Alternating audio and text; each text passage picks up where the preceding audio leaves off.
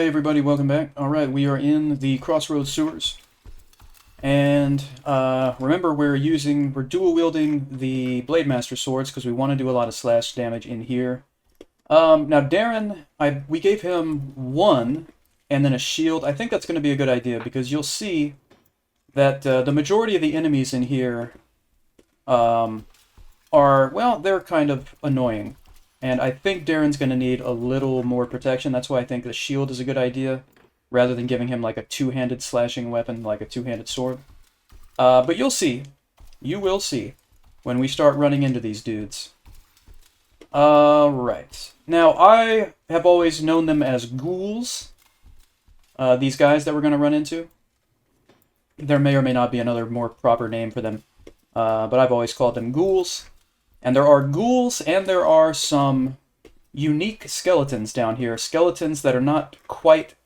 Well, they're not totally skeletons. There's something going on with them. We'll see that also. So, these gauntlets, there's like a set of armor that's pretty decent that you can find down here. These are obviously the gauntlets to that set of armor. I might give Darren this stuff. Like, if we compare the gauntlets here, you can see the stats are better. Yeah, pretty much... Not across the board, but they are better with this set of armor. So I'm going to swap these out as we find them. There's also a unique weapon down here, which is a socketed sword. Unfortunately, this particular sword that's down here in these chests, they're placed randomly. So though the gauntlets were in this chest this time, they won't necessarily be there the next time we do a run. They're randomized between the loot containers. But anyway, the socketed sword that's down here takes a green crystal, and I don't have any green crystals. But if we find that socketed sword, then I'll explain it. Now, the sewers are very easy to get lost in, so you'll see me turning on these lights as I find them. The lights help me to know where I've already been, but in the end, they don't prevent me from getting lost. Oh, there's a ghoul right there. Okay, I didn't even see him. So, the ghouls are fast. Oh, nice, Darren.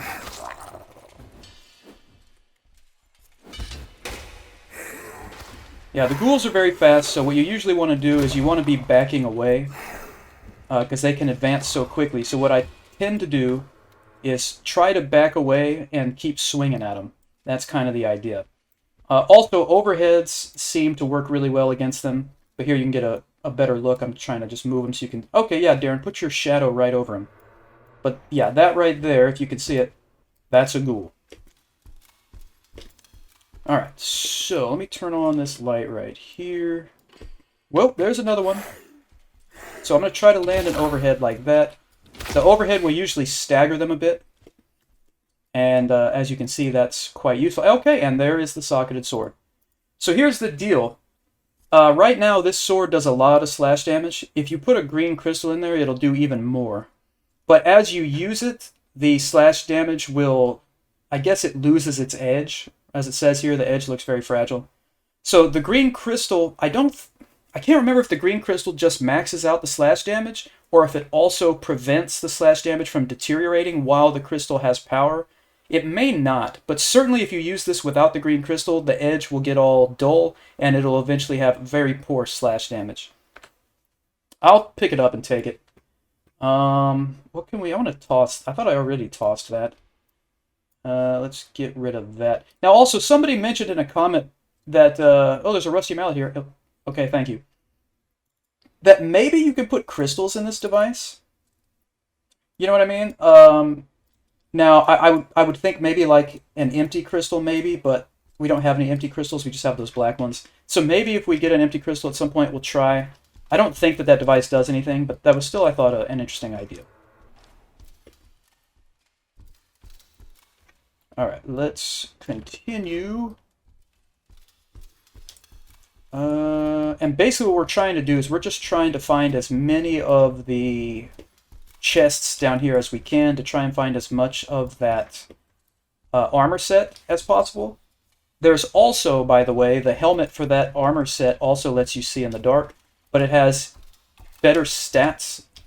Not see in the dark related stats, because that's just constant, but it has better stats overall than the helmet I'm wearing, so that's also something we want to find. I'd be happy to give Darren all the other parts to that set of armor, except for the helmet, because I want that for myself. Also, you don't need a bever with that helmet, because it covers your face, too. Alright, let me just make sure I didn't pass anything up on this part over here. I did not. Right. Okay, so we can go back this way. It is very easy to get lost down here. Even with the old Hansel and Gretel, you know, leaving a trail of lights as opposed to a breadcrumbs thing. But we're gonna try our best here. And there are some areas where there's like a natural light source, like this. I don't know how to explain that, but that's obviously not from one of these lamps. And then so now we can see, oh, okay, yeah, we've already been here. Also, we just learned a spell. So this is where we went through that door. So let's backtrack this way. Also, hopefully we'll be safe here for a moment to look at the spells. So I believe we just learned continuous Mindsense, and we did. So I'm going to put this at 1 where temporary Mindsense was. And here's what we're going to do right now. We still don't have Union, so we can't learn this yet. I don't want to learn anything right now. I want to wait. Well, let me see. How close are we to finishing Continuity 3? We're almost there, and then it's going to take a long time to learn Union. I guess I should learn something else.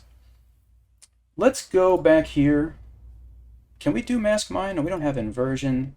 We could do Enrage, I guess. Oh no, that's also Inversion. I'm stupid. All of these require Inversion. I think... Yeah, that's not available. There's really nothing we can learn aside from Torrent right now, so we'll just do that. Now here's the thing. We have Continuity 2, so we can have 2 bindings. I have 1 binding on for strikes, and the other one's going to be Continuous Mindsense now. So you'll see now we have even more of our mana taken up with the purple. And we can see Darren's Mindsense. Blue means he's calm. Now this is going to be very helpful down here because it's going to allow us to see the ghouls in the dark before we would normally be able to see them, also through walls. But you'll notice when we find a ghoul, you'll notice that their Mindsense is white. And what that means is you cannot use Mind Thaumaturgy. See, there's one right there.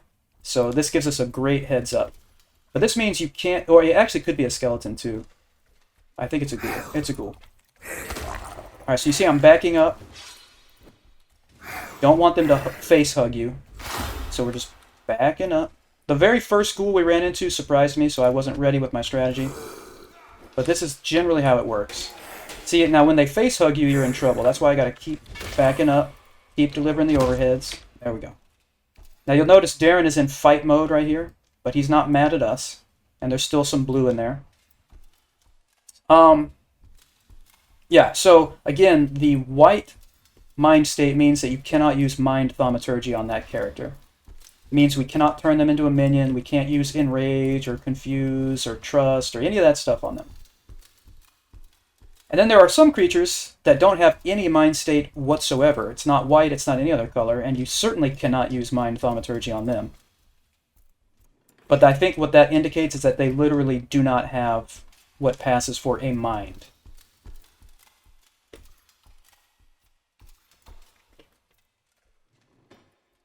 Alright, but yeah, so Continuous Mindsense is something I usually use a lot. It took me a while to get to it on this run, but see, it really helps you know when something's coming around the corner. Whoops. I did not mean to slash there, I meant to overhead.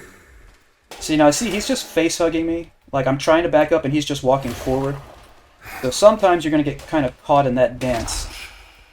So that's when you slash, usually, and once you've got some distance, then you go for the overhead. But Darren is... Okay, you need to calm down, Darren. Okay, we got 2 right here. This one's definitely a ghoul based on how it's moving. The other one could be one of the skeletons I mentioned. Go. Now, I am not interested in getting Darren involved in these fights. I want to take control of these fights and get them over with as quickly as I can because these ghouls are so irritating. So I'm content to just have Darren hang back. That is another ghoul. Alright. Nice headshot there. Now let's bring him back this way. Oh, Darren got the killing blow. Cool. Alright, that works. So what if Darren's mind state were red, that would mean he's really, really, really ready to fight us, I guess. But yellow just means he's kind of in fight mode in general, I guess, against enemies, I think is how that works. That's a dead end right there. Okay, so we just learned Continuity 3. So now we need to work on Union. That's what we're going to do now. So we got that going.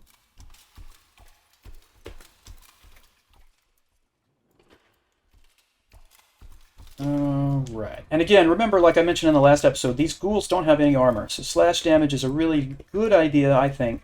And also because the swords have such a large surface area that does the slash damage, it's generally a good idea. Alright. Now, okay, let's back up. I'm stumbling over something. Yeah, that's another thing I hadn't mentioned yet. The terrain in the sewers is very uneven, the terrain you're walking on. So there's a lot of times where you might stumble and not really expect to stumble, but you will. Like Darren just bit it right there, and he bit it again. So generally trying to stay right here in the middle or trying to stay up here is usually a good idea, but going back and forth is not great. But sometimes you just don't have a choice in the middle of a fight. And so these ghouls, by the way, they're not in these sewers, but in some other sewers on a later level. There are further evolved versions of these ghouls, and they get worse and worse. So keep that in mind.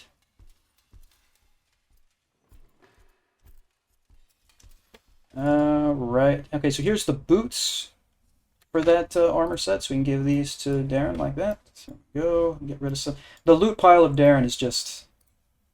I thought we weren't going to have that this time, but turns out we are. That's okay.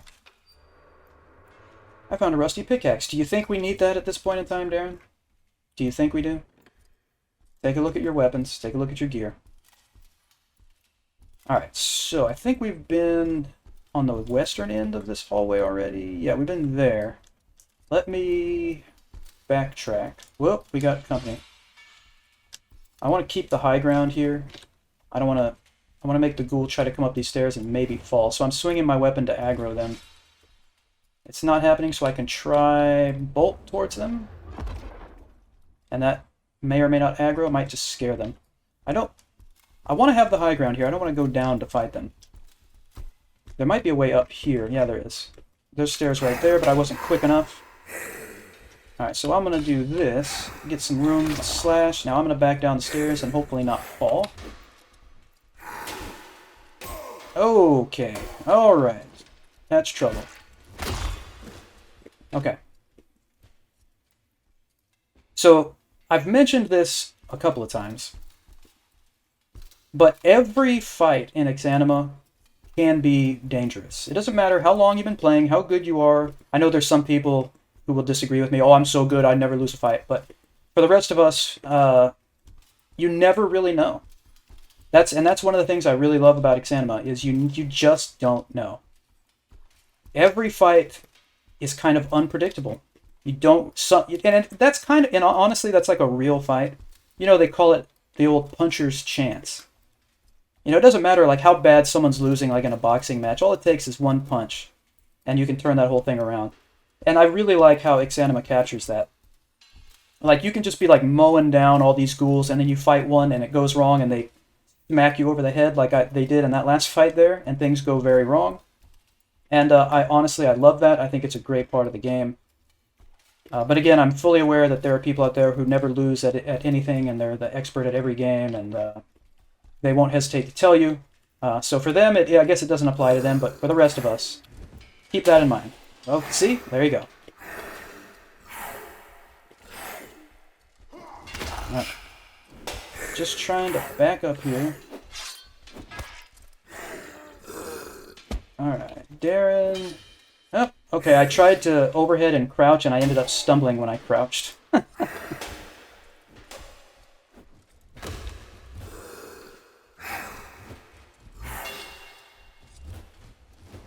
Okay, I keep swinging over him because he's like crouching down. So I'm going to crouch as I swing to make sure I hit him. There we go.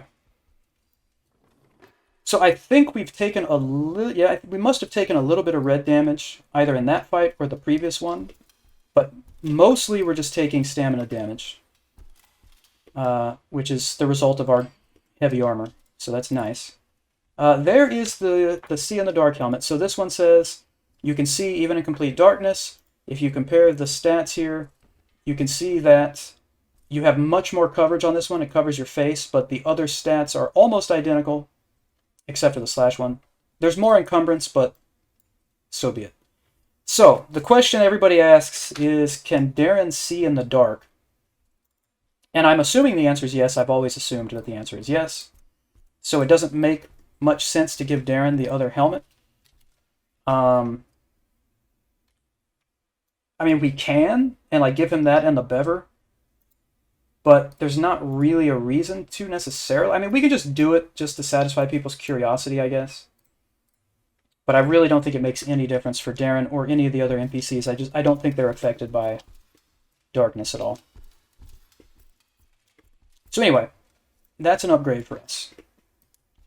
And usually that's when I'll do a sewers run here, I'll usually just want to find that helmet and then get out of here. But I still want to find some more armor pieces for Darren. Because there's at least a cuirass. I don't remember if there's other parts to the set, but there's at least a cuirass still. So we're going to try to find that.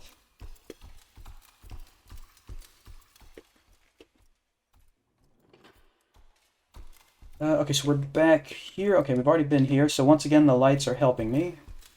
Let's go this way.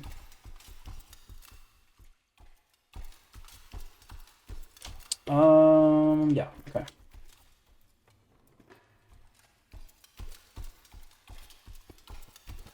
So when we see an unlit lamp, we know we haven't been there. When we see a lit lamp, we know we've been there. So the question is, did we go this way? And I do not think we did. No, we didn't. So you'll notice this stuff. Keep that in mind. And we still haven't run into any of those skeletons. But the skeletons that you will find down here are... I've always known them as possessed skeletons. I don't know if that's an accurate description or not. But basically they have these tendril things kind of, you know, intertwined with their bones. Okay, we got action over there. And so it seems to be that whatever this stuff is, it is malevolent, and it can take over skeletons and animate them. Alright, I'm just going to run down to the end. Okay, nothing there.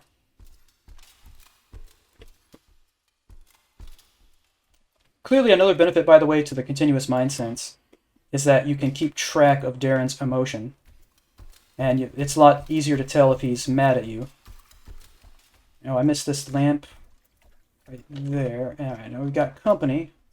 And I'm stumbling potentially over this boulder. Not good. Oh, that's right, I forgot all about the toilet monsters. I forgot all about them. Now, that's obviously not their actual title. They're not called toilet monsters, but that's what I call them, because they kind of look like a walking urinal, in a way. Totally forgot about these guys. There you go. There's your toilet monster right there. Okay, yeah, I thought... Man, it's been so long. I totally forgot. I was like, yeah, there's just ghouls and possessed skeletons down here. I totally forgot about the toilet monsters. Oh, I don't like this. Let's leave this place. Okay, there's no more dialogue for that. Let me just ask him how he's doing. I've been better, but nothing serious. So Darren's doing all right. I hadn't checked on him in a while anyway, so I'm kind of glad I did right there. But he's good. He's fine. All right, we've got action over there. I would like to kind of stand here on the high ground, have them come up the stairs, but they're not going to aggro from this far. So, I will go to them. Alright, they're both up there. And I'm stumbling. Let's turn this light on. Now, this one is in combat mode. Are they fighting each other? They might be aggroed against each other here, but they'll definitely pick me over the other ghoul. Alright. I misjudged that. Basically what I always do with the ghouls is I wait for them to make the first strike so that they'll step within range. Like I stay out of range, let them step into range, hit them once, and then kind of go from there. But every now and again they'll slip past that initial gap.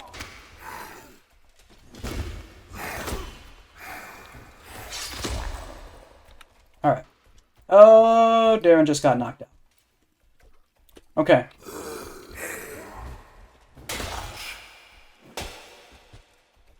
So you'll notice they have just as much difficulty staying on their feet as we do down here because the terrain is so uneven.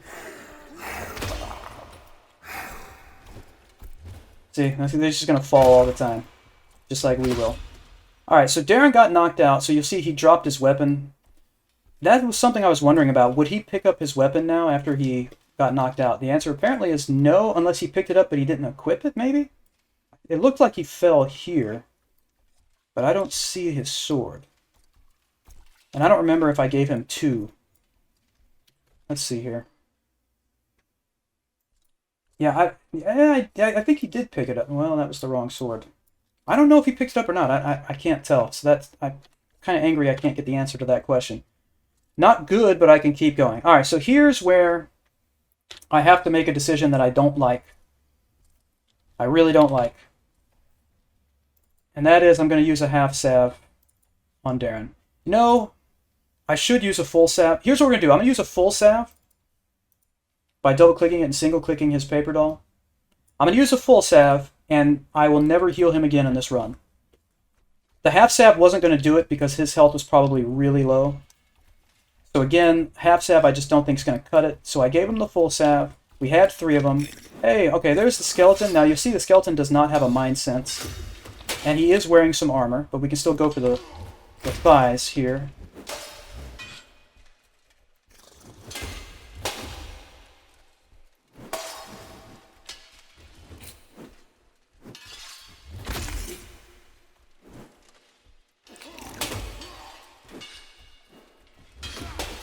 Once again, I wish this was transparent.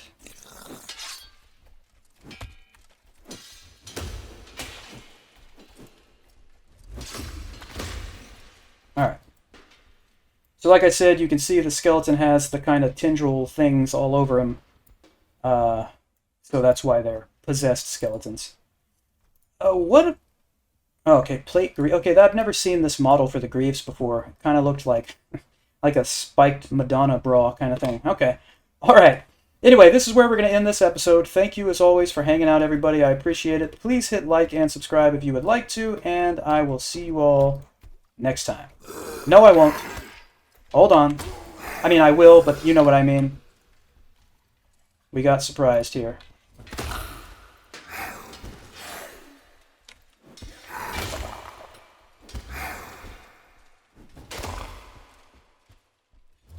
Alright, so make sure he's dead. Okay, now I will see you all next time.